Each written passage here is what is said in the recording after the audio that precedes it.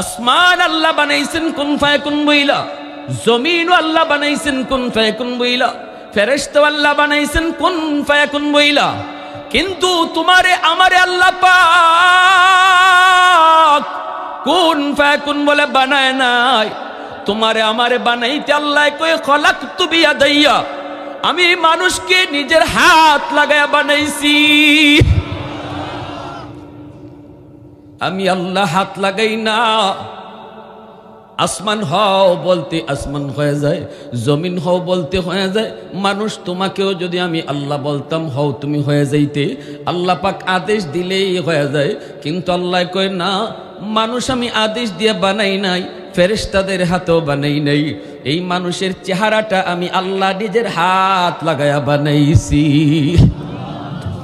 কারণ এই চেহারার মধ্যে এত দামি কপাল, এই কপাল আমি আল্লাহ বানাইছি আমার কদমে সেজদা দেওয়ার জন্য।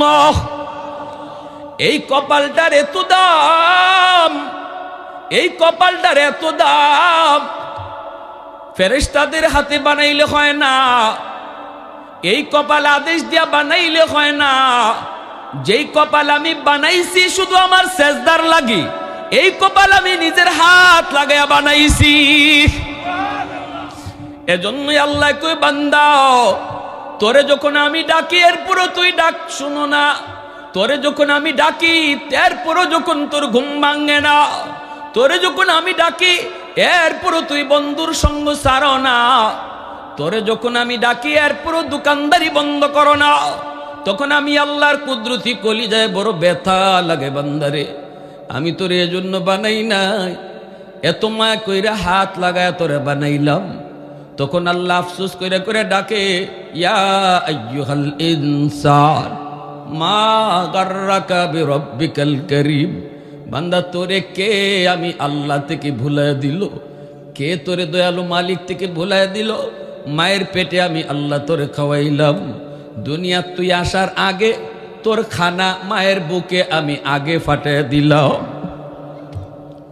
তুই যাবার আগে তোর খানা পাঠাইয়া দিছি। আল্লাহু আকবার জোরে কর। এত আদর, তোর দাঁত ছিল না, আমি আল্লাহ তোরে দাঁত দিলাম। সেই দাঁত দিয়া তোর কামড় দেওয়ার শক্তি ছিল না, সেই শক্তি আমি আল্লাহ তোর দাঁতে দিলাম। হাত ছিল কিন্তু ধরার ক্ষমতা তোর ছিল না, ধরার ক্ষমতা আমি দিলাম। পা ছিল, হাঁটার ক্ষমতা তোর ছিল না, আমি আল্লাহ তোরে হাঁটার ক্ষমতা দিলাম। এত এত নিয়ামত, এত মায়া যেই মালিক তোরে করলো, আজকে তুই ওই মালিক রে কোন কারণে ভুইলা গেছো? কে তোরে ভুলাই দিল একটু ক না। আমি আল্লাহ থেকে তোরে কে তো বেশি মায়া করলো একটু ক।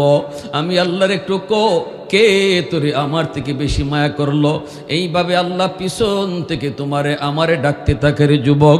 যেই যুবক যৌবনে আল্লাহর কদমে সেজদা দেয়, একজন বৃদ্ধ মানুষ, হাজারো বৃদ্ধ মানুষ যদি আল্লাহর কদমে সেজদা দেয়, আর যুবক যদি যৌবনে আল্লাহর কদমে সেজদা দেয়, যুবকের সেজদার পাল্লা ভারী হয়ে যায়।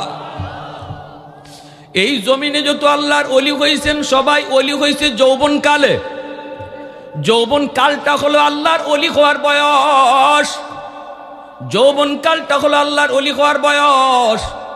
এজন্যই আল্লাহর নবী রহমতের নবী কয়, মালিক তুমি কও কেন আইছি?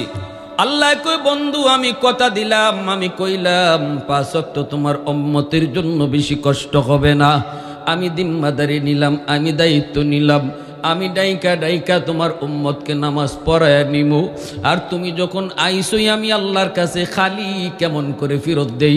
নেও তুমি সুসংবাদ শুনে যাও, উম্মত যদি 5 ওয়াক্ত নামাজ পড়ে আমি আল্লাহ তার আমল নামায় 50 ওয়াক্তের সওয়াব দান করব।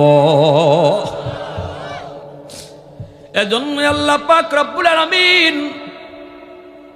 আমারে আপনারে আল্লাহ পাক রব্বুল আলামিন কয়, রে বান্দা শুন, যতদিন তোর গায়ে শক্তি থাকবে ততদিন যদি তুই আমার হুকুম নামাজ ঠিকমতো আদায় করো, আমার বিধিবিধান যদি ঠিকমতো তুমি পালন করো, যেই বয়সে তোমার গায়ে কোনো শক্তি থাকবে না, যেই সময়টাতে তুমি বৃদ্ধ হয়ে যাবে, মসজিদে যাইতে চাইলেও পারবা না, যৌবনে যদি তুমি মসজিদে যায় নামাজ পড়ো, শক্তি থাকা অবস্থায় যদি তুমি রাতে তাহাজ্জুদ পড়ো, চোখে পাওয়ার থাকা অবস্থায় যদি কোরআন তেলাওয়াত করো, আল্লাহ পাক কয় যেই বয়সে তোমার চোখে পাওয়ার থাকবে না, তোমার গায়ে শক্তি থাকবে না, না না চাইলেও তুমি মসজিদে যেতে পারবা না, কারণ তোমার শক্তিতে দিবে না, সাহসে কুলাবে না।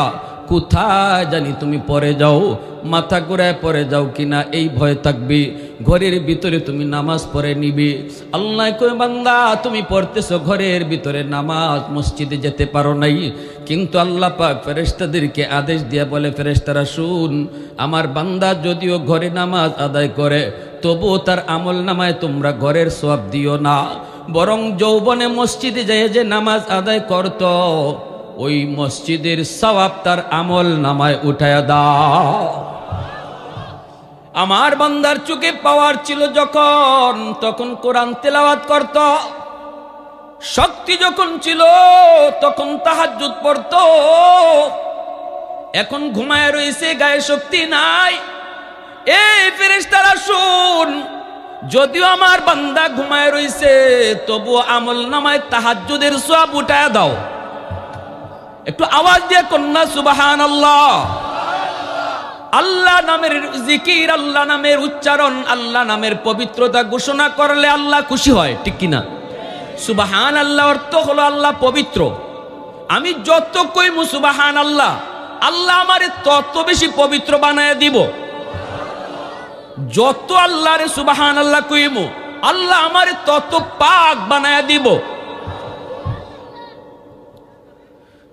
ইব্রাহিম খলিল আল্লাহর পয়গম্বর, আল্লাহর বন্ধু। ফেরেশতারা কয় মালিক ইব্রাহিম তোমার বন্ধু হলো কেমন করে বুঝে আসে না, কারণ সে তো মানুষ, আমরা ফেরেশতা, আমরা তো ইবাদত বেশি করি, আমরা যদি কেউ বন্ধু হতাম সেটা মেনে নেওয়া যায়।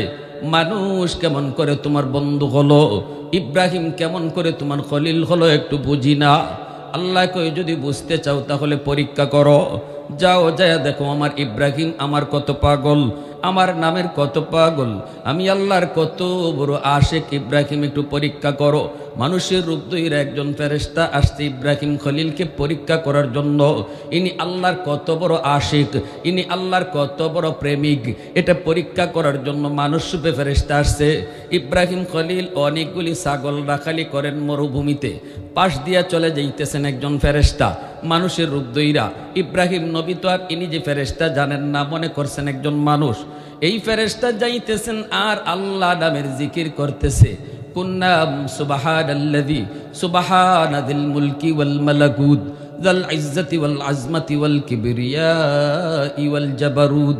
আল্লাহ পাকের পবিত্রতা ঘোষণা কইরা ফেরেশতা যাইতেছে। ইব্রাহিম খলিল যেই মাত্র আল্লাহ নামের উচ্চারণ, আল্লাহ নামের আওয়াজটা কানের ভিতরে আসলো, তিনি তো এই নামের আশিক, এই নাম শোনা মাত্রই দৌড় দিয়া গিয়া মানুষ রূপী ফেরেশতার কোমর জড়ায় ধরছে।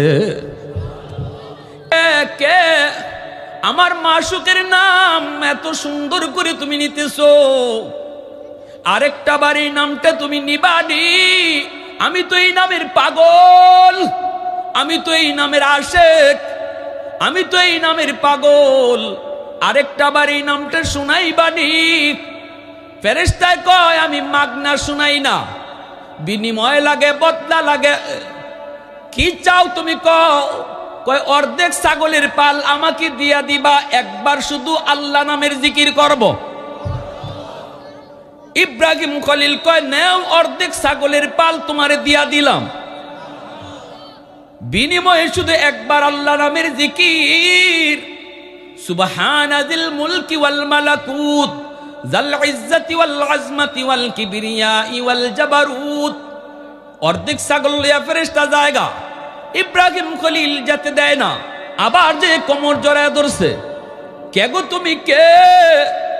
এত মায়া কইরা, এত মধু নিয়া, এত জাদু কইরা আমার মাশুকের নাম তুমি নিতেছো, আরেকবার এই নামটা শোনাও, আমার তৃষ্ণা মিটে না। ফেরেশতায় কই বিনিময় লাগবো, মাগনা হয় না। কয় বাকি অর্ধেক ছাগলের পালও দিয়া দিমু, বিনিময়ে একবার শুধু আল্লাহ নামের জিকির শুনাইলো। ইব্রাহিম খলিল বাকি অর্ধেক ছাগলের পালও ফেরেশতাকে দিয়ে দিল। এইবার ফেরেশতা চইলা যায়। ইব্রাহিম খলিল তো আর কিছুই নাই দেওয়ার, কিন্তু এরপরও যেতে দেয় না, আবার যায় কোমর জড়ায় ধরছে। ফেরেশতা কয়, এখন কোমর জড়ায় ধরে কি লাভ? এখন আমারে আটকায় তুমি কি করবা? তোমার কাছে তো আর দেওয়ার মতো কিছুই নাই। আমি আর আল্লাহ নামের জিকিরও করব না, আমি তো মাগনা শুনাই না, বিনিময় লাগি বদনা লাগি। ইব্রাহিম খলিল চুকির পানি জড়ায়া কান্দে আর কয়, কে গো তুমি জানি না এত সুন্দর করে আমার মাশউকের নাম তুমি নিতেছো, আরেকবার যদি এই নাম আমাকে শোনাও, আমি ইব্রাহিম সারা জীবনের জন্য তোমার গোলাম হয়ে যাব। আওয়াজ দিয়া কও না সুবহানাল্লাহ, মুসলমানের আওয়াজে সুবহানাল্লাহ। আলহামদুলিমান কদ্দার খাইরাও ওয়া খাবালা, আলহামদুলিমান কদ্দারা খাইরাও ওয়া খাবালা, ওয়া শুকরু লিমান সাওয়ারা হুসনাও ওয়া জামালা, ফরদুন সামাদুন আন সিফাতিন খালকে বারিউন, রব্বুন আযালিয়ুন খালাকাল খালকা কামালা, লা জিদ্দা ওয়ালা নিদ্দা ওয়ালা হাদ্দা লিমাওলা, আল আনা কামা কানা ওয়ালাম ইয়ালকা যাওয়ালা, আল আনা কামা কানা ওয়ালাম ইয়ালকা যাওয়ালা। মুহাব্বতের সাথে আওয়াজ দিয়া কোন আল্লাহু আকবার, আর একটু জোরে কোন আল্লাহু আকবার। ভাইরা বন্ধুরা, জন্য বলতেছিলাম, আল্লাহ পাক বলে পবিত্র কোরআনে সূরাতুত তিনের মধ্যে 4টা কসম খায়া আল্লাহ বলতেছে, তিনের কসম, জাইতুনের কসম, মক্কা নগরীর কসম, তুর পাহাড়ের কসম। এরে মানুষ, গায়ে যতদিন শক্তি আছে এতদিন যদি তুমি আমার গোলামি ঠিক মতো করো, যেই বয়সে তোমার গায়ে কোনো শক্তি থাকবে না, তুমি ঠিক মতো পারবে না, তখন আমি তোমাকে ঘরে বসাইয়া ইবাদতের পেনশন দিব। কে দিব পেনশন? জোরে বলেন কে? মসজিদে যেতে পারবে না, ঘরে পড়বেন, সওয়াব কি ঘরের না মসজিদের? জোরে বলেন। যেই সময়ে শক্তি ছিল তাহাজ্জুদ পড়ছো, এখন ঘুমায় রইছো, ঘুমায় থাকলেও সওয়াব হবে তাহাজ্জুদের। আল্লাহু আকবার। কোরআন তেলাওয়াত করতে পারো না, চোখে পাওয়ার নাই, আল্লাহ পাক ফেরেশতাদেরকে বলবে, ফেরেশতারা শোনো, চোখের পাওয়ারটা আমার বান্দা নিজে নিজে হারায় নাই, আমি আল্লাহ তার চোখের পাওয়ার কেড়ে নিয়েছি। আজও যদি চোখের পাওয়ার থাকতো তাহলে আজও কোরআন তেলাওয়াত করতো। দেখুন আমার বান্দা কেমন আফসোস করতেছে, কেমন আফসোস করতেছে। রে যুবক শোনো, 3 জিনিসের দিকে তাকায় থাকলেই সওয়াব। এক হলো আল্লাহর ঘর খানায় কাবা, খানায় কাবার দিকে তাকায় থাকলে সওয়াব লেখা হয়, কোরআন শরীফের দিকে তাকায় থাকলে সওয়াব লেখা হয়, আর হলো বাপ মার চেহারার দিকে তাকায় থাকলে সওয়াব লেখা হয়। কয় জিনিসের দিকে তাকায় থাকলে সওয়াব? জোরে বলো। এক হলো আল্লাহর ঘর খানায় কাবা, আল্লাহর ঘর খানায় কাবার দিকে যদি কেউ তাকায় থাকে, আল্লাহ পাক নফল নামাজের সওয়াব তারে দান করে। কোরআন শরীফ পড়তে পারে না, একজনে তাকায় রইছে, তার আমল নামায় সওয়াব লেখা হয়। আর সন্তান যদি বাপমার চেহারার দিকে মায়ের নজরে তাকায়, আল্লাহ পাক তার আমল নামায় কবুল হজের সওয়াব দেয়। মা মিন বালাদিন বারিন ইয়ানজুরু ইলা ওয়ালিদাইহি নাজরা রাহমাতিন ইল্লা কাতাবাল্লাহু লাহু বিকুল্লি নাজরাতিন হাজ্জাতাম মাবরুরা। হজ্জে মাবরুর নসিব হয়। এজন্য যেই সন্তান মারে বাবারে দুনিয়াতে খুশি রাইখা চলে, বাপ মার চেহারার দিকে মায়ের নজরে তাকায়, ঘর থেকে বের হতে মার চেহারার দিকে তাকায়, কয় আম্মা বাজারে যাইতেছি ওষুধ লাগবনি, আব্বা বাজারে যাইতেছি কিছু লাগবনি, এই কইয়া যতক্ষণ মা বাবার চেহারার দিকে যেই সন্তান বেশি বেশি তাকাইব, দুনিয়াতে তার আমল নামায় আল্লাহ কবুল হজ দিব। এজন্যই হাকিমুল উম্মত মুজাদ্দিদে মিল্লাত কয়, ফেরেশতারা তখন কয়, আল্লাহ এই সন্তান মা বাবার চেহারার দিকে তাকায়া তাকায়া অনেক কবুল হজ আদায় করছে, কবুল হজ জমা করছে, আল্লাহ তুমি দুনিয়াতে তারে বাস্তবে হজ করার তৌফিক দাও। এজন্য যেই সন্তানের উপরে বাপ মা রাজি থাকে, সে যদি গরিব হয়, হাকিমুল উম্মত থানভী রহমতুল্লাহি আলাইহি বলেন, আল্লাহ তাকে মৌতের আগে আগে মক্কা মদিনা জিয়ারত নসিব করায়। এরে যুবক, এজন্য বলতেছিলাম শোনো, এই যৌবনকালটা আল্লাহর বড় দাম। যৌবনে আমাকে কিছুটা বলা হয়েছে কবরে আযাব সম্পর্কে বলার জন্য।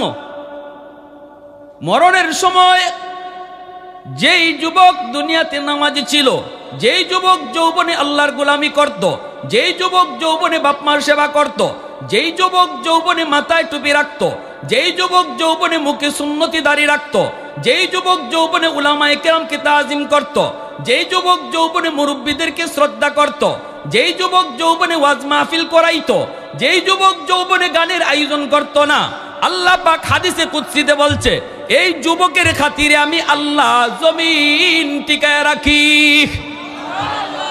লাউলা মাশাইখু রুক্কা ওয়াশ-শাবাবু খুশশা ওয়াল আতফালু রুদ্দা ওয়াল আনআমু রুত্তা লাজআলতুস সামাআ হাদিদা ওয়াল আরদা খাফসাফা ওয়াত তুরাবা রামাদা ওয়ামা আনজালতু মিনাস সামাই কাতরা ওয়ামা আমবাততু মিনাল আরদি নাবাতা বাল আনজালতু আলাইকুমুল আযাবা সাব্বা। হাদিসে কুদসি বলছি আল্লাহ পাক কইরে জমিন ভালো করে শুন, এই জমিনে যেই পরিমাণ গুনাহ হয় আমি আল্লাহ দেখতেছি কি পরিমাণ গুনাহ হয়, এরপরও আমি কেন এই মানুষকে আযাব দিয়া নগদ ধরি না জানোনি? 4 দলের কারণে। কয় দল? জোরে বলেন কয় দল? এক দল হলো আল্লাহ পাক কয় ওই বৃদ্ধ বান্দা বান্দিগুলি যাদের চুল দাড়ি সাদা হয়ে গেল, এরপরও সে নামাজ পড়ে সেজদা করে, কোমরে তার ব্যথা, হাঁটুতে তার ব্যথা, সেজদায় গেলে পরে তার রগটা মনে হয় ছিঁড়ে যায়, না রুকু করতে পারে না, বড় কষ্ট হয়। আমার এমনও কিছু বান্দা বান্দি আছে বয়সের কারণে রুকু করতে তার কষ্ট হয়, সেজদা দিতে তার কষ্ট হয়। কষ্ট করে করে আমার যেই সকল বান্দা বান্দি আমার সেজদা দেয় রে, এদের সেজদার দিকে তাকাইলে জমিনের প্রতি আমার মায়া লাগে। 2 নম্বরে আল্লাহ কয় ওয়াশ-শাবাবু খুশশা, জমিনের ভিতরে আমি যখন দেখি কিছু যুবক যৌবনের পাগলামি করে না, বন্ধুদের সাথে গুনার আয়োজনে যায় না, না চুরি ডাকাতি করে না, মার সাথে বাবার সাথে বেয়াদবি করে না, তারে যৌবনে মসজিদে পাওয়া যায়, গুনার আয়োজন করে না, করে যদি তাফসীর মাহফিলের আয়োজন করে। আমি যখন দেখি ওই যুবক, যেই যুবকের পাগলামি করার বয়স অথচ পাগলামি করে না, পাগলা গুড়ার লাগাম টেনে ধরে জীবনের পথটাকে নিয়ন্ত্রণ করে, আমি আল্লাহ যখন দেখি তার কলিজার ভিতরে দুনিয়ার নাপাক প্রেম নয়, কলিজার ভিতরে আমি আল্লাহর প্রেম জমায়া দেয়, আমি যখন দেখি তার কলিজার ভিতরে আমি আল্লাহর প্রেম, ওই যুবকের সেজদার দিকে তাকাইলো আমি এই জমিনকে টিকায় রাখি। এ যুবক, এজন্য মনে রাখো বৃদ্ধ বাবাজি, মা বাবার বয়সের মানুষ যারা বেয়াদবি কইরো না, এই মানুষটা লাঠিতে বর দিয়া হাঁটে, তার সেজদা আল্লাহর কাছে বড় দাম, কষ্ট করে করে সেজদা দেয়। আলী রাদিয়াল্লাহু তাআলা আনহু ঘর থেকে বের হয়েছেন, নবীর পিছনে নামাজ পড়বেন, মসজিদে নববীর ইমাম হলেন আমার আপনার নবী।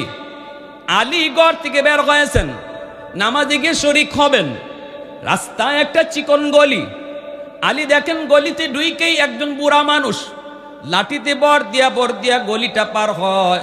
গলিটা এমন চিকন একটা গলি রে, এই গলি দিয়ে একজন মানুষ পার হলে আরেকজন পার হতে পারে না, চাপ দিয়া পার হতে হয়, এত চিকন, এত সরু, এত চিকন। আলী এবার চিন্তায় পড়ে গেলেন, এত লম্বা একটা সেই গলিপথ, এই গলিপথটা যদি এই বৃদ্ধ মানুষটা লাঠিতে বর দিয়া টুকটুক করে যে হাঁটতেছে, তার পিছনে যদি আমি হেঁটে হেঁটে পার হই, এতটুকু সময়ে নবীর পিছনে 1 রাকাত ছুটে যাবে, আল্লাহর নবীর পিছনে 1 রাকাত আমি পাবো না। আর যদি নবীর পিছনে যায় 1 রাকাত, প্রথম রাকাতই আমার পাইতে হয়, তাহলে এই মুরব্বী মানুষটারে বলতে হবে চাচা একটু সাইড দেন, হয়তো বডিটারে চাপ দিয়ে একটু যাওয়া লাগবে। এখন কি করব? আলী তার মনরে জিজ্ঞেস করে, আলী রে বল কি করবি তুই বল। আলীর মন কয় না রে আলী, মুরব্বী মানুষকে আল্লাহ নিজে সম্মান করে, সাদা দাড়ি সাদা চুল মানুষগুলাকে আল্লাহ নিজেও সম্মান করে। আল্লাহ কয় আমার লজ্জা লাগে হাতটা ফিরাইয়ে দিতে, যখন দেখি তার চুল সাদা, দাড়ি সাদা। আল্লাহু আকবার। আমি আল্লাহর বড় লজ্জা হয়। এজন্য আলী কই না, নামাজ এক রাকাত নবীর পিছনে ছুটে যাক, তবু তুই তার পিছনে যা। আলীর মন আলীকেই সিদ্ধান্ত দিয়ে দিল। এজন্য ইনি চিন্তা করলেন পিছনে যাব, এক রাকাত ছুটে যাক। মুরব্বির পিছনে আলী যাইতেছেন। এই দিকে আল্লাহ পাকের কাছে আলীর এই আমলটা এত ভালো লাগছে আল্লাহর কাছে। আল্লাহ পাক রব্বুল আলামিন দেখতেছে নবী রুকুতে চইলা গেছে। আল্লাহ নবী কেরাত শেষ কইরা নবী রুকুতে চইলা গেছে। আলী তো রুকু পাবেই না, তিনি সিদ্ধান্ত নিয়ে নিছে রুকু তো আমি পাবো না, রাকাত তো একটা ছুটে যাবে। কিন্তু নবী যেই মাত্র রুকুতে গেছে আল্লাহ জিব্রাইলকে পাঠায় দিছে। আল্লাহ কই, জিব্রাইল তাড়াতাড়ি যাও, যাই আমার বন্ধুরে কও রুকু যেন লম্বা করে। একটু আরো কও না জোরে সুবহানাল্লাহ। এ জিব্রাইল যাও আমার বন্ধুকে দেখো রুকু যেন লম্বা করে। আমার আলী রুকু না পাওয়া পর্যন্ত বন্ধুকে রুকু লম্বা করতে বলো। জিব্রাইল আমিন এসে কই, নবী গো, আল্লাহ পাকের ওয়ার্ডার, আপনি মাথা তুইলেন না, রুকু লম্বা করেন, কারণ আপনার আলী এখনো জামাতে শরীক হতে পারে নাই রাস্তায়। সুবহানাল্লাহ জোরে কর। আপনার আলী এখনো রাস্তায় জামাতে শরীক হতে পারে নাই, রুকু লম্বা করেন। নবীজি তো নামাজের ভিতরে কথা বলতে পারেন না, নবীজি তো রুকু লম্বা করতেছেন, কিন্তু কেন আলী কেন দেরি করলো এই কথা তো নবী নামাজে বলতে পারেন না। ওয়ার্ডার পেয়েছেন, আল্লাহর নবী রুকু লম্বা করা শুরু করছেন। পিছনে সাহাবায়ে কেরাম তারাও এইরকম রুকু লম্বা করতেছেন। কেউ তো কিছুই বুঝে না, কিছুই জানে না কেন আল্লাহর নবী এত লম্বা রুকু করেন, জানার তো কথাও না। এইদিকে নবীর পাশে দাঁড়ায় রয়েছেন জিব্রাইল আমিন। হযরত আলী মসজিদের ভিতরে ঢুইকা দেখে আল্লাহ নবী রুকুতে।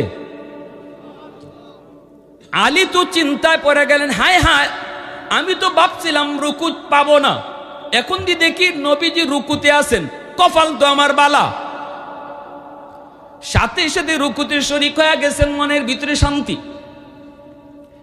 নামাজ শেষ হলে পরে আল্লাহর নবী, রহমতের নবী, মায়ার নবী যেই মাত্র আলী এসে রুকুতে শরীক হইছেন, তখনই জিব্রাইল কয়, নবী গো, এবার মাথা তুলেন, আপনার আলী রুকু পায়া গেছে।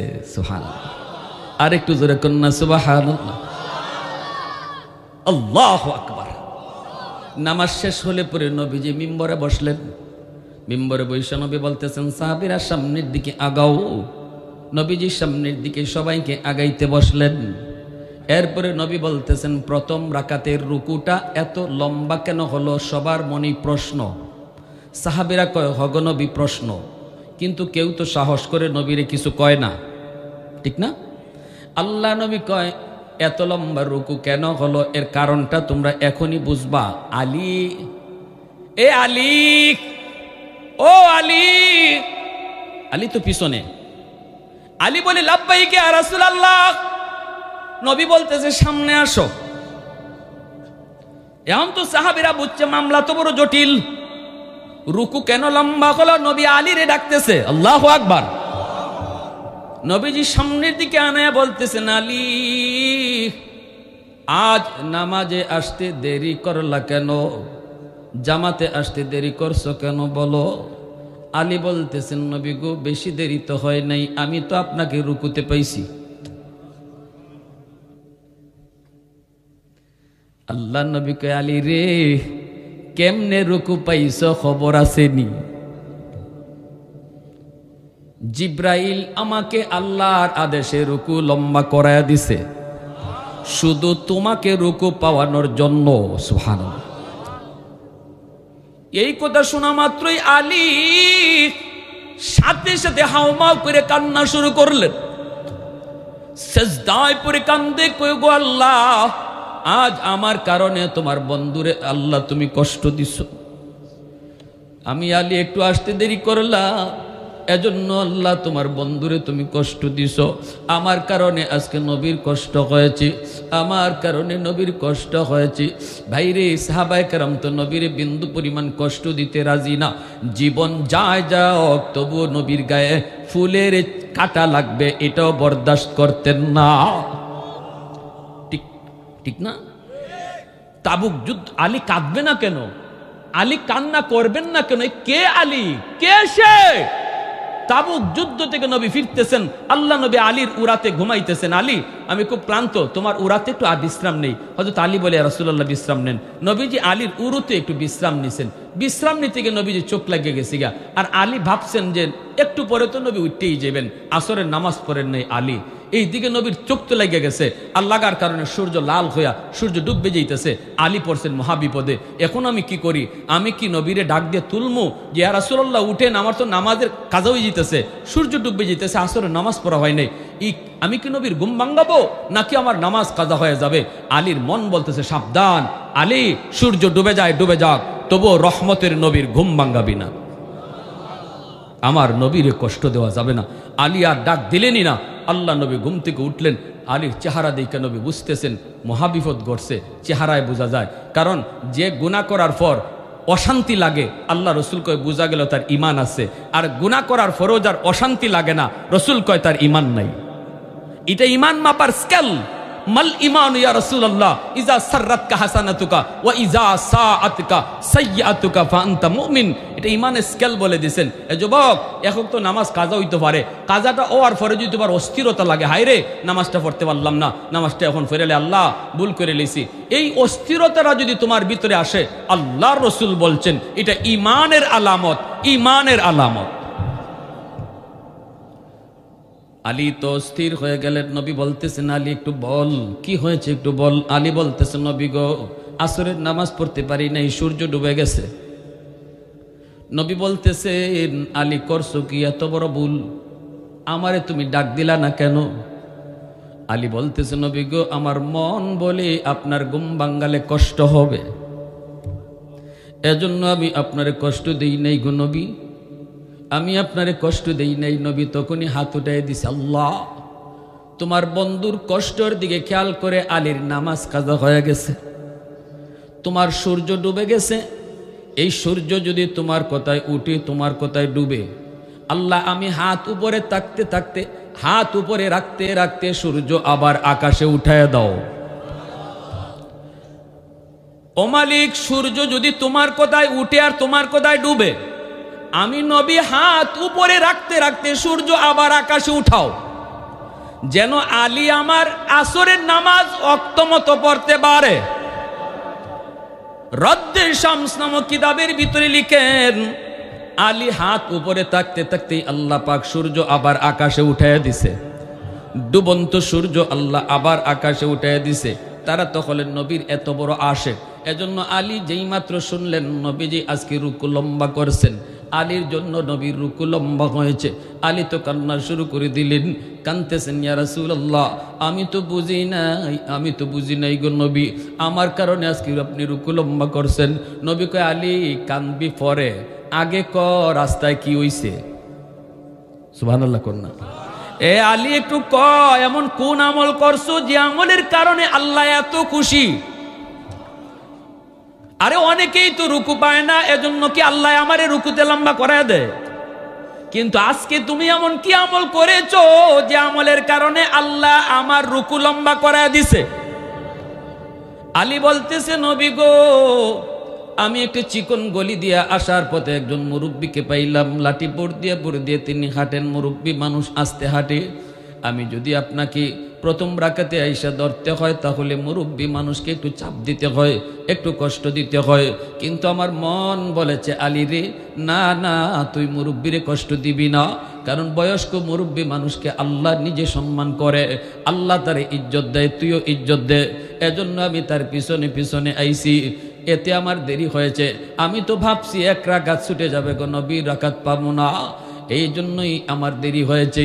আল্লাহর নবী মিম্বর থেকে নাইমা, নবীর চোখ দিয়ে পানি পড়ে, নবী কান্দি, দৌড় দিয়ে আলীরে বুকে জড়ায় কয়, আলী আয় আয়, আমার বুকে আয়। সাহাবীরা দেখো, বাবার বয়সের, দাদার বয়সের মুরব্বীকে সম্মান করলে আল্লাহ কি পরিমাণ খুশি হয়। আল্লাহু আকবার। এজন্য ভাইরা বলতেছিলাম যে কথা, আল্লাহ বলতেছে 4 দলের কারণে জমিন টিকায় রাখছি। একদল জুন্নুন মিসরি পানিতে যায় নামাজ বিছায় দিলেন, আল্লাহ বলি যায় নামাজে বৈশা নদী পার হয়ে গেলেন। এরপরে তিনি বিচ্ছুর পিছনে পিছনে যাইতেছেন। বিচ্ছুটা কোন দিকে যায় দেখতে একটু মন চায়।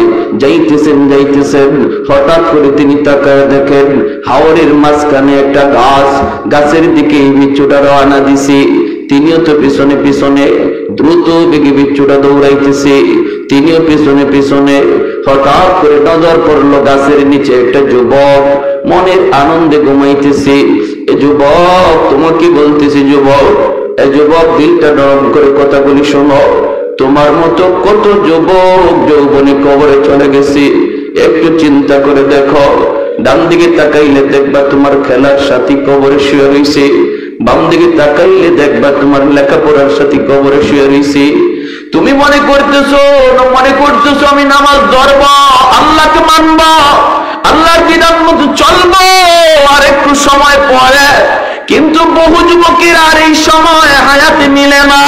আসেনি না নাই করে কর, ঘুমাইছে তো জীবনের শেষ ঘুম।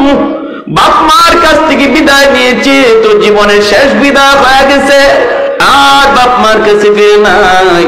কত বাবা সন্তানের কাছ থেকে বিদায় নিয়ে বের হয়েছে আর সন্তানের কাছে ফিরে আসে নাই। এই যুবক মনের আনন্দে গাছের নিচে ঘুমাইতেছে, আর যুবকের মাথার পাশে একটা বিষাক্ত সাপ ফনা ধরে আছে, যে কোনো মুহূর্তে যুবককে দংশন করবে। ওই অবস্থায় বিচ্ছুটা যাইয়া দেরি করলো না, লাফ দিয়া বিচ্ছুটা সাপের মাথায় বসলো। বৈশাখ এমন ভাবে সাপরে কামড় দিল, মুহূর্তের ভিতরে সাপটা বিচ্ছুর কামড়ে মারা গেল। এইবার আল্লাহর ওলি জুন্নুন মিসরি যুবককে ঘুম থেকে ডাকাইলেন, রে যুবক, একটু উঠো, মাথার পাশে কি ঘটে গেল দেখো। যুবক মাথার পাশে দৃশ্য দেখে অবাক।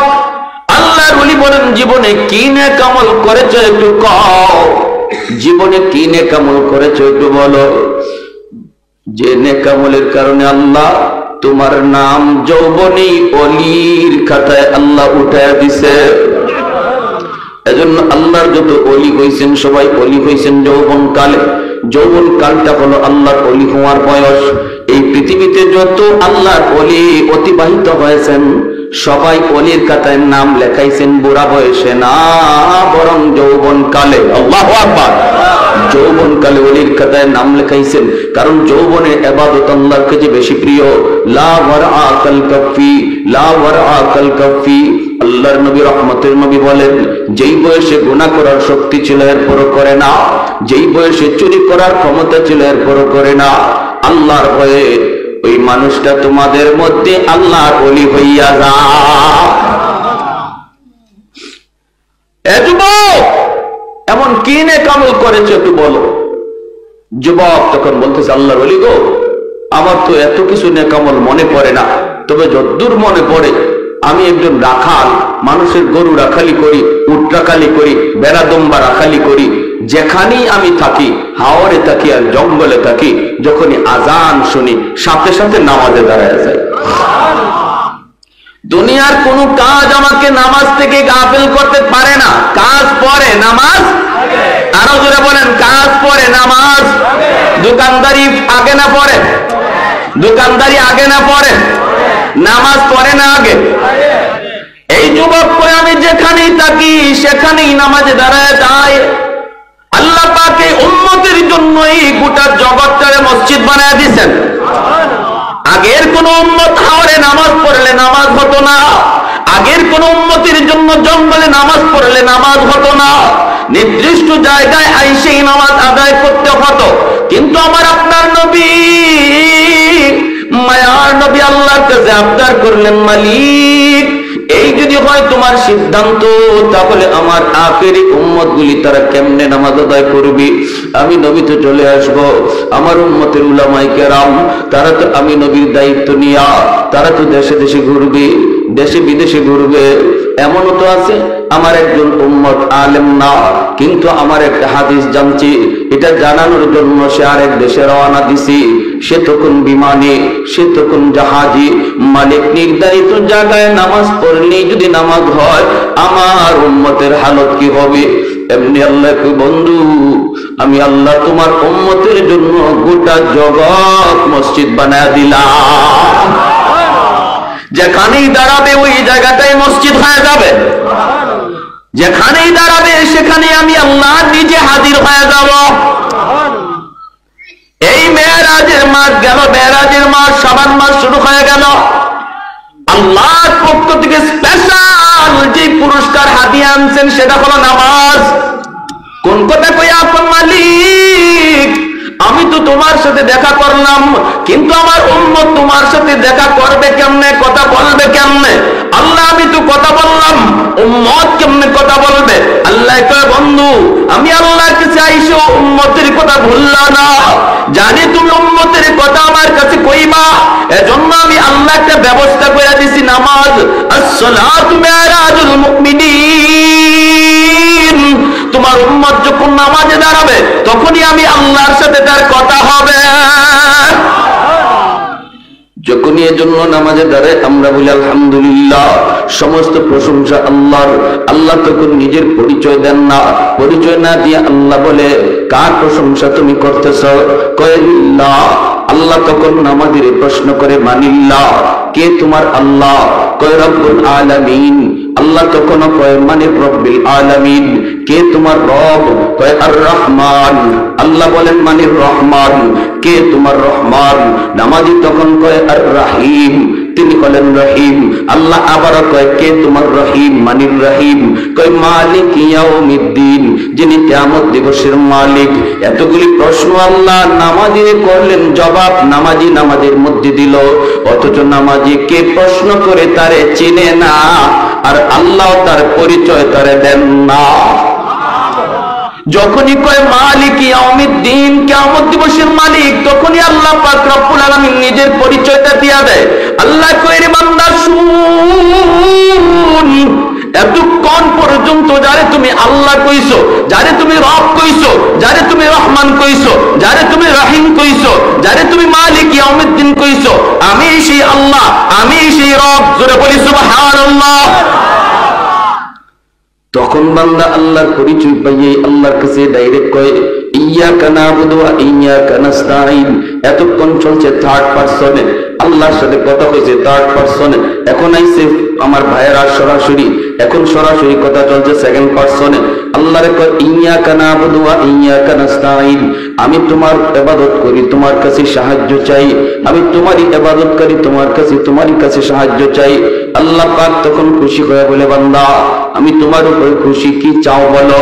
কয় ইহদিনাস সিরাতাল মুস্তাকিম, আল্লাহ তোমার কাছে আমি জান্নাতের রাস্তা চাই। এজন্য ভাইরা বন্ধুরা যুবক ডাক দিয়া কয় আল্লাহর ওলি গো, আমি যেখানেই থাকি সেখানেই নামাজে দাঁড়ায় যাই। এ যুবক, যৌবনে আল্লাহর ওলি হওয়ার একটা বিশেষ আমল, নামাজের ভিতরে কোনো কমতি রাখা যাবে না। যৌবনে আল্লাহর ওলি হওয়ার একটা উল্লেখযোগ্য আমল যৌবনে পাক্কা নামাজি হওয়া। এরপরে যুবক বলতেছে আমি যখন ঘর থেকে বের হলাম আল্লাহর কাছে ডাক দিয়ে বলি মালিক আমি তো বের হইতেছি, তোমার নামে বের হলাম। এজন্য আমরাও যখন কোথাও ঘর থেকে বের হব, দোকানে যাই, হাওড়ে যাই, বাজারে যাই, শহরে যাই, বলবো বিসমিল্লাহ তাওয়াক্কালতু আলাল্লাহ লা হাওলা ওয়ালা কুওয়াতা ইল্লা বিল্লাহিল আলিয়্যিল আযীম। এই দোয়াটা পড়ে যে মানুষ বের হয়, যে মানুষটা ঘর থেকে বের হয়, সে নিজের আল্লাহর হাওলা করে বের হয়। আল্লাহ বলে বান্দা তুমি যখন আমার উপরে নিজের হাওলা করো তখন তোমার নিরাপত্তার জিম্মাদারি আমি আল্লাহর হাতে। গাছের নিচে যখন ঘুমাইতে যাই তখন কইতেছি আল্লাহ আমি ক্লান্ত পরিশ্রান্ত, আল্লাহ আমি বড় পরিশ্রান্ত, আমি একটু ঘুমাবো, কিন্তু কোন ভরসায় ঘুমাই? আল্লাহ এখানে যদি আমার কোনো জীব জানোয়ারে ক্ষতি করে বাঁচানোর কেউ নাই, আপন বলতে কেউ নাই। আল্লাহ একমাত্র আমি তোমার হাওলা করলাম, আল্লাহ তোমার উপরে ভরসা করলাম। আল্লাহ বলে ওয়া মান ইয়াতাওয়াক্কাল আলাল্লাহ ফাহুয়া হাসবু, বান্দা আমার উপরে তুমি যেই পরিমাণ ভরসা রাখবা আমি তোমার সাথে ওই পরিমাণ লেনদেন করব। ভরসা আমরা আল্লাহর উপরে করব 50% না 100%? জোরে বলেন 50টা 100% ভরসা যখন আল্লাহর উপরে করব, আমার আপনার জিম্মাদারিও আল্লাহ 100% নেবেন। আমাদের ইয়াকিনে দুর্বলতা, আমরা আল্লাহর উপরে 100% ইয়াকিন আনতেই পারি না, করতে পারি না। যারা করছে তারা ফল পাইছে। ওই যুবক 100 ভরসা আল্লাহর উপরে করছে, বিধায় যখন সাপ আসছে তার মারত, আল্লাহ নদীর ওই পার থেকে বিচ্ছুরে পাঠাইছে, যা যেই সাপ আমার ওই যৌবনকালে যে আমার অলির খাতায় নাম লেখাইছে তার ক্ষতি করতে চায়, তুই যে সাপরে মার। আল্লাহর কুদরতে নদীর ওই পার থেকে বিচ্ছু আইসা সাপরে কামড় দিয়া মাইরা যুবকের হেফাজত আল্লাহ করলেন। সুবহানাল্লাহ। এজন্যই ভাইরা মনে রাখবেন, আল্লাহ পাক কয় ওই যুবকগুলি যতদিন জমিনে থাকবে আমি আল্লাহ আযাব গজব থেকে জমিনে হেফাজত করব। এই যুবকের কলিজে আল্লাহর ভয় কেমনে আইছে? মাদ্রাসা আছে বিদায়, উলামায়ে কেরামের মেহনত আছে বিদায়, মুরব্বী মানুষ এখনো বৃদ্ধ বয়সে আল্লাহর কদমে সাজদা দেয়, আল্লাহকে চিনে আল্লাহ আল্লাহ জিকির হয়। কেন হয়? কারণ সমাজে এখনো আল্লাহ নামের পরিবেশ আছে, ঠিক না? এখনো মাদ্রাসা আছে, উলামায়ে কেরামের বরকত আছে, উলামায়ে কেরামের মেহনত আছে। উলামায়ে কেরামের মেহনত যতদিন থাকবে জমিনের মানুষ ততদিন আল্লাহ আল্লাহ জিকির করবে। মাদ্রাসা যতদিন থাকবে ততদিন আল্লাহ বলার পরিবেশ থাকবে।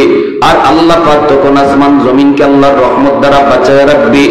আর যতদিন মাদ্রাসা থাকবে না, যেদিন মাদ্রাসা থাকবে না, আলেম ওলামা থাকবে না, ওই দিন আল্লাহ জমিনে রাখার কোনো চিন্তা করবেন না। অতএব কেউ যদি মাদ্রাসার ক্ষতি করতে চায়, মনে রাখবা সে মাদ্রাসার ক্ষতি করলো না, বরং নিজের ক্ষতি নিজে করলো। কেউ যদি মাদ্রাসা বন্ধ করে দিতে চায়, সে মাদ্রাসার ক্ষতি করলো না, নিজের জীবন সে নিজে বন্ধ করে দিল। কেউ যদি মাদ্রাসায় হাত উঠায়, সে নিজের পায়ে নিজে কুড়াল মারলো। কেউ যদি কই মাদ্রাসা রাখবো না, আল্লাহ তারে রাখবে না। কারণ মাদ্রাসা না থাকলে আল্লাহ কোনো কিছু রাখবার সিদ্ধান্ত আল্লাহ নিবে না। আমরাও দেখেছি বাংলার জমিনে যেই মাদ্রাসার বিরুদ্ধে কথা বলেছে, উলামায়ে কেরামের বিরুদ্ধে কথা বলেছে, মাদ্রাসার প্রয়োজন নাই, মাদ্রাসার দরকার নাই, মৌলবীদের কোনো প্রয়োজন নাই, একজনও জাগাতে নাই। আওয়াজ দেন ঠিক কিনা? একজনও জাগাতে নাই। কে করছে? হেড অফিস থেকে করছে। হ্যাঁ, ফ্যান পরবারও আর জায়গা পায় না, হ্যাঁ টাকলা মাথা পরে কিলো ফ্যানেও আমারে ভালো হয় না, আর কোন মানুষ দেখে না। এজন্য বলতেছি মনোযোগ, লাজালতু সামাআ হাদিদা ওয়াল আরদা খাফসাফা ওয়াত তুরাবা রামাদা ওয়ামা আনজালতু মিনাস সামাই কাতরা ওয়ামা আমবাতু মিনাল আরদি নাবাতা বাল আনজালতু আলাইকুমুল আযাবা সাব্বা। আল্লাহ বলেন, যদি জমিনের মধ্যে আমি আল্লাহর নাম না থাকে, যদি কোরআনের হরকত, কোরআনের আওয়াজ বন্ধ হয়ে যায়, মানুষ যদি আমি আল্লাহকে ভুলে যায়, তাহলে কি করব জানো? আসমানকে আমি আল্লাহ লোহা বানায় দিব, জমিনকে আমি আল্লাহ তামা বানায় দিব। ওয়ামা আনজালতু মিনাস সামাই কাতরা, এক ফোঁটা রহমতের বৃষ্টি আমি জমিনে নাযিল করব না। ওয়ামা আমবাতু মিনাল আরদি নাবাতা, একটা শস্যের দানাও আমি জমিনে উৎপাদন হতে দেব না। বাল আনজালতু আলাইকুমুল আযাবা সাব্বা। আল্লাহ বলেন, পরপর শুধু জমিনে গজব আর গজব নামবে। অতএব যুবক, একটু মনোযোগ দিয়ে খেয়াল করে শোনো।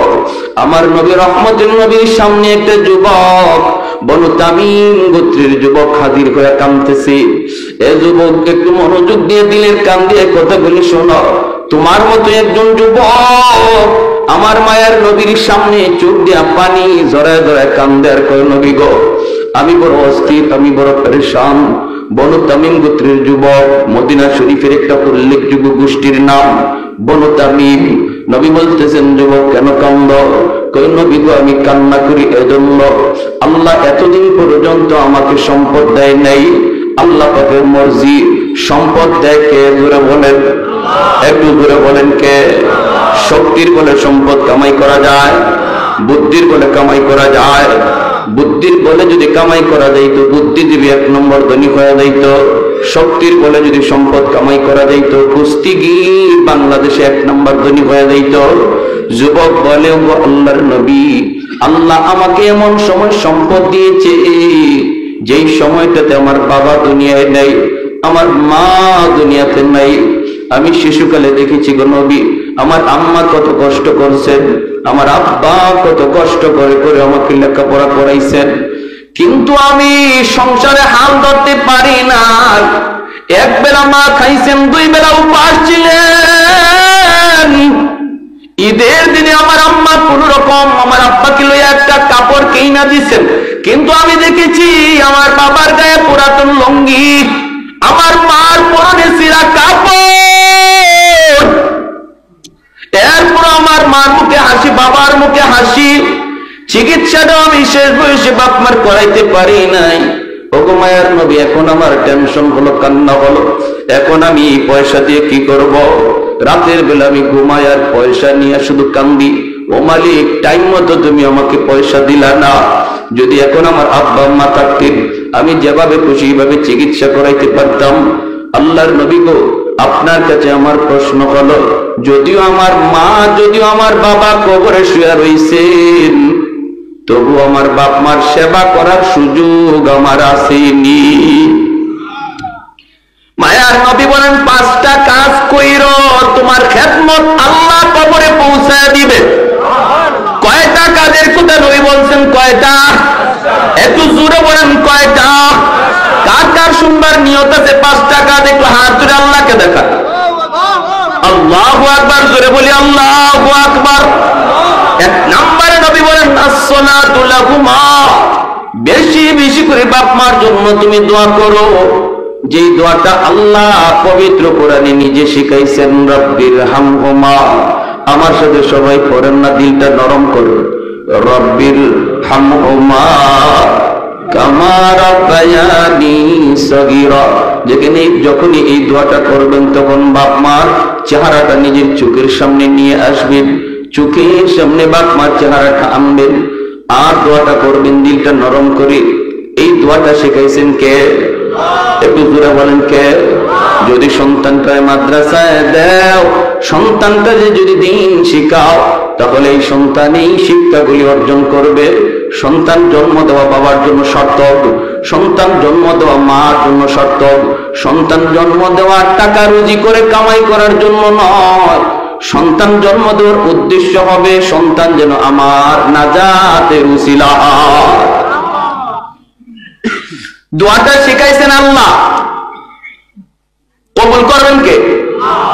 যিনি দোয়া কবুল করবে, ইনি যদি দোয়া শিখায় দেয়, তাহলে বোঝা গেল এই দোয়া কবুল হবে 100%।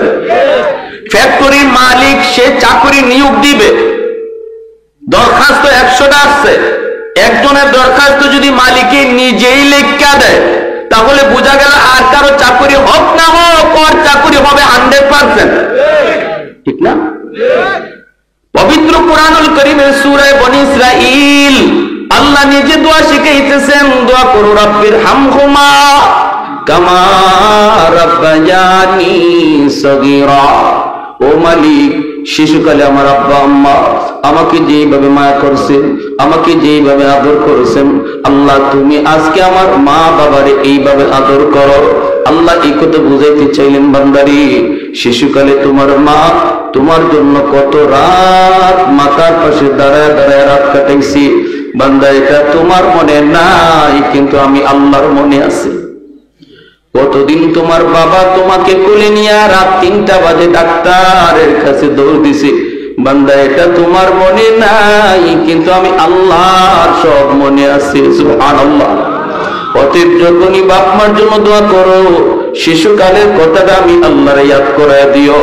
আমি আল্লাহ শিশুকালে যেইভাবে তোমার বাপ মা মায়া করছি, আমি আল্লাহ যেন তোমার আব্বা আম্মারে এইভাবে মায়া করি, এরকম আবদার আমি আল্লাহর কাছে কইর। 2 নম্বর আল্লাহর নবী বলেন, ওয়াল ইস্তিগফারু লাহুমা, বেশি বেশি বাপ মার জন্য দান সদকা কইর, মসজিদ মাদ্রাসা দান কইর, এলাকার মানুষের মাঝে দান কইর, বেশি বেশি দান কইর। দান করা মাত্রই তোমার মা তোমার বাবার কবরে আল্লাহর নগদ খেদমত পৌঁছায় দিবে। তিন নম্বরে নবী বলেন ইনফাযু আহদিহিমা মিন বাদিহিমা, বাপ মার যদি কোনো পাওনা থাকে, মানুষ তোমার বাপ মার কাছে কোনো কিছু পায়, এই পাওনাটা তুমি সন্তান পরিশোধ কইরো। যদি পাওনা পরিশোধ করো, সাথে সাথে কবরে আল্লাহ খেদমত পৌঁছায় দিবে। তোমার বাবা কারো হক নষ্ট করেছে, তোমার বোনের হক তোমার বাবারা নষ্ট করেছে, তোমার বাবার সব সম্পদ তোমার লেখকে দেয়া গেছে, বোনদেরকে তোমার বোনদেরকে দেয় নাই। বলুন তো, বাবা মারা যাওয়ার পর বাবার সম্পদের বন্টন কে করছে? আওয়াজ আসতে কেন? আরো জোরে। সম্পদের বন্টন কে করছেন? মেম্বার সাহেব, চেয়ারম্যান সাহেব, এমপি সাহেব, মেয়র সাহেব? কেউ না। সম্পদ বন্টন করছেন কে? লিযাকারি মিসলু হাযিল উনসায়াইন। আল্লাহ পাক পবিত্র কোরআনে সম্পদের বন্টন করেছে। যে বাবা মৃত্যুর আগে মেয়েদেরকে ঠগাইয়া ছেলেদের নামে সম্পদ লিখে দেয়া গেছে, এই বাবা যত বড় হাজি হোক, যত বড় গাজী হোক, যত বড় ফাকরিওয়ালা হোক, যত বড় মসজিদের সামনের কাতারে মুসল্লি হোক, সে কবরে যাওয়া মাত্রই তার নামাজ, তার রোজা, তার যাকাত কোনো কিছু আগুন নিভাতে পারবে না, আগুন শুধু জ্বলবেই। এজন্য নবী বলছেন, তুমি যদি বাপ মার সেবা করতে চাও, তাহলে দেখো বাবা কারো হক নষ্ট করছে কিনা, এই হকটা তাড়াতাড়ি ফিরিয়ে দাও, তাহলে আল্লাহ কবরে আগুন নিভাইয়া দিবে। এছাড়া কোনো পথ নাই। যদি তুমি বুঝো তোমার বাবা তার বোনদের হক নষ্ট করেছে, তোমার দাদা মারার পর তোমার আব্বা তোমার ফুফুদের সম্পদ দেয় নাই, বাবা মারা যাওয়ার পর তুমি ফুফুদেরকে ডাকো, ডেকে ফুফাতো ভাই বোনরে ডাকো, চাচারে ডাকো, চাচাতো ভাই বোনরে ডাকো, ডেকে সম্পদ বুঝাইয়া দাও, তাহলে কবরে আগুন নিভবে। আল্লাহ নবী বলেন, এই কাজ না কইরা কোন সন্তান যদি বাবার নামে 40টা না 100টা গরু জবাই কইরাও জিয়ারত করে, বাবার কবরের আগুন এক জাররা পরিমাণও কমবে না, এক জাররাও কমবে না। এজন্য আল্লাহ নবী বলেছেন, 3 নম্বরে তোমার বাবার দেখো কোনো মানুষের পাওনা আছে কিনা, এই পাওনাটা পরিশোধ করো। 4 নম্বরে নবী বলেন, সিলাতুর রাহমিল্লাতি লা তুসালু ইল্লা বিহিমা, তোমার বাবার যারা রক্তের মানুষ, মার যারা রক্তের মানুষ, ওদের খোঁজ খবর রাখো। বাবার রক্তের মানুষ হলো চাচা, বাবার রক্তের মানুষ হলো ফুফু, চাচার খবর নাও, ফুফুর খবর নাও। বাবা কবরে শুয়ে আছে, যখনই ফোনটা দিয়া কইবা চাচা কেমন আছেন, ও ফুফু তুমি কেমন আছো, চাচা তো ভাই তুমি ফোন দিয়া খবর নিবা, বাইরে তুই কেমন আছো। বাবার রক্তের মানুষের খোঁজ নিলা, মায়ার নবী বলেন যেন তুমি ফোনটা বাবার কবরেই লাগাইছো। একজনের সহযোগিতা করলা, সাথে সাথে কবরে আল্লাহ তাদের খবর পৌঁছায় দিবে। মা দুনিয়ায় নাই, কিন্তু মার রক্তের মানুষ আছে, মামা আছে, খালা আছে, নানা আছে, নানি আছে, ওরা আজকে অসহায়। আল্লাহ তোমাকে সচ্ছলতা দান করেছে, ওদের খোঁজ খবর নেও। যখনই তুমি ওদের পাশে যায় তুমি দাঁড়াইবা সুখে দুঃখে, যখনই তুমি তাদের পাশে যায় দাঁড়াইবা। আল্লাহ নবী বলেছেন, যেই নবী জীবনে কোনোদিন মিথ্যা বলেন না, এই নবী বলেন সাথে সাথে মার কবরে আল্লাহ তোমার খেদমত পৌঁছায় দিবে। 5 নম্বরে নবী বলেন শেষ, ইকরামু সাদিকিহিমা মিন বাদিহিমা, মায়ার নবী দয়ার নবী বলেন বাবার বন্ধু বান্ধব যারা, তাদেরকে দেখলে বাবার মতো শ্রদ্ধা কইরো, বাবার বয়সের মানুষ দেখলে বাবার মতো শ্রদ্ধা কইরো। আজকে তোমার বাবা নাই, কিন্তু বাবা যাদের সাথে চলতো এদেরকে দেখলে সালাম দিবা আগে, তারপরে ভালো মন্দ জিগাইবা, পারলে একটু ঘরে ঢুকাইবা, 1 কাপ চা খাওয়াইবা, একটা পান খাওয়াইবা, ঈদের সময় একটা লুঙ্গি দিবা, একটা গেঞ্জি দিবা। মায়ার নবী কয় বাবা কবরে, কিন্তু বাবার বন্ধুরে তুমি আদর করছো, শ্রদ্ধা করছো। আল্লাহ পাক বলে তোমার এই কাপড় তুমি পরাইছো দুনিয়ার কাপড়, আর তোমার বাবারে আল্লাহ পরাইবো জান্নাতি কাপড়। মা দুনিয়ায় নাই, কিন্তু মার বান্ধবী আছে। মা যাদের সাথে চলতো ওদেরকে দেখলে পরে মায়ের মতো শ্রদ্ধা কইর। চাচি কেমন আছেন, একটু ঘরে বইসা যান। আর যদি আমার আম্মা দুনিয়া থাকতেন তাহলে মাকে না দেখে যাইতে পারতেন না। চাচি আসেন না একটু ঘরে, 1 কাপ চা খেয়ে যান। নবী বলে যেন তুমি তোমার মারই তুমি সেবা করছো। সুবহানাল্লাহ জোরে কর। এজন্য ভাইরি আল্লাহ নবী বলছেন বাপ মার জন্য দান সদকা করলে কবরে খেদমত পৌঁছায় দিবে কে? একটু জোরে বলেন না কে? আর একটু জোরে বলেন না কে? এতটুকু হাদিসের উপরে আমল করবো কেডা? কোন সন্তান? যেই সন্তানে হাদিস পড়ছে, যেই সন্তানে মাদ্রাসায় গেছে, যেই সন্তানটার হাত ধরে বাবা মাদ্রাসায় ভর্তি করছে, এই সন্তানই তো হাদিস মতো বাপমার জন্য আমল করবে, ঠিক না? আরো জোরে কোন ঠিক না? তাহলে সন্তান মাদ্রাসায় দেওয়ার দরকার আছে নি না নাই? হ্যাঁ, যদি আপনার সন্তান আপনার জানাজা দেয়, আপনার সন্তান যদি আপনার গোসল দেয়, আপনার সন্তান যদি আপনার কবরের পাশ দিয়ে যায়, সন্তান যদি দিন না শিখান, সন্তান কবরের পাশ দিয়ে যাব গান গায়ে গেয়া, বন্ধুদের নিয়ে কত সন্তান গান গায়ে বাবার কবরের পাশ দিয়ে চলে যায়, দিলটা কাঁপে না। আর সন্তানটা যদি কোরআন শিখান, বাবার কবরটা দেখা মাত্রই চোখ দিয়ে পানি আসবে, ইয়াসিন পড়তে পড়তে কবরের সামনে হাজির হবে, আল্লাহর সাথে সাথে কবরের আযাব মাফ করে দেবে। সার্থক ওই বাবা ওই মা, সার্থক যার সন্তান কোরআনে হাফেজ, যার সন্তান আলেমে দ্বীন। এই মাদ্রাসাগুলোতে দেখলাম ছোট ছোট বাচ্চাগুলি, কত বাবা কত মা কত আশা করে দিচ্ছে। শুনেন, মনে রাখবেন, কোন সন্তান মাদ্রাসায় আসবে এটা মানুষের হাতে না, এটা আল্লাহর কুদরতি হাতে। যে সিনাকে আল্লাহ চয়েস করেন, নিজে নির্বাচন করেন তার কোরআনকে আমানত রাখার জন্য, তারই মাদ্রাসায় আসার তৌফিক দেন। বাহাদুরি করে সন্তানের সিনায় কোরআন ঢুকানো যায় না। লক্ষ টাকা কোটি টাকা দিয়া ডিগ্রি কিনা যায়, উকিলাতি ডিগ্রি কিনা যায়, ব্যারিস্টারি ডিগ্রি আনা যায়, টাকা দিয়া হরিণের চোখ মিলে, কিন্তু সম্পদ হইলেই সন্তানের সিনায় কোরআন ঢুকানো যায় না, যদি আল্লাহ চয়েস না করে, ঠিক কিনা? এটা আল্লাহর নির্বাচন। আমার ভাইয়েরা, আমি মুসাফির মানুষ, যাব সিলেট, একটু অনুরোধ করব, মুসাফিরের তো আল্লাহর কাছে কবুল। এমন একজন সন্তান বাবার নামে, এমন একজন সন্তান মায়ের নামে বলেন, আল্লাহ যেন নগদ এই খবরটা কবরে পৌঁছায় দেয়, সেবার খেদমতটা যেন পৌঁছায় দেয়। একজন সন্তান হাতটা জায়গায় বলেন, হুজুর ইনশাআল্লাহ আমি 5,000 টাকা ইনশাআল্লাহ আমি মাদ্রাসায় নবীর বাগানে দিব আমার আম্মার নামে। আমার একজন উম্মত আলেম না, কিন্তু আমার একটা হাদিস জানছি, এটা জানানোর জন্য সে আরেক দেশে রওনা দিছি।